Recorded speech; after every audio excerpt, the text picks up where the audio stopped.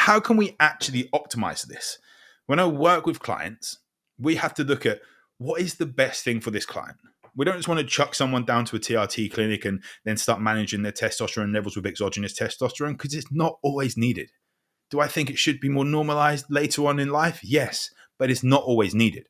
A lot of people can do so much to optimize their testosterone before getting on medication, simply by looking at their stress levels, their nutrition, their exercise, their supplementation protocol. So, first off, we have to look at stress management.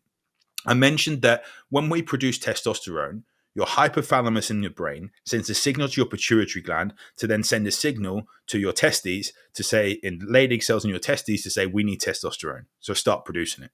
Well, that is also affected by your hypothalamus pituitary sending signals to your adrenals to produce cortisol. We need to make sure that your HPA axis and your HPG gonad axis have good functional levels. And we do this by managing your perception to stress. Stress is out there so much, but we have to get the psychological aspect under control if we want to get anywhere when it comes to improving your testosterone levels. We have to also look at managing stress through managing your glucose levels. A lot of people stress, like cortisol, will kick up your glucose up and down all the time.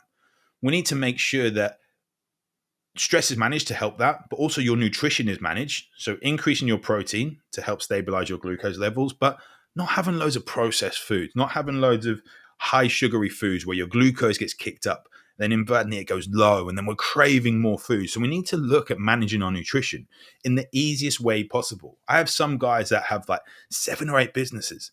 They're not going to prep their meals as like every single time. So it's my job to go around saying, you eat at these restaurants, you could have this meal prep, you could have these foods when you go traveling there at service stations. It's my job to look at the easiest way for them to actually be successful with their nutrition. We've got to manage that.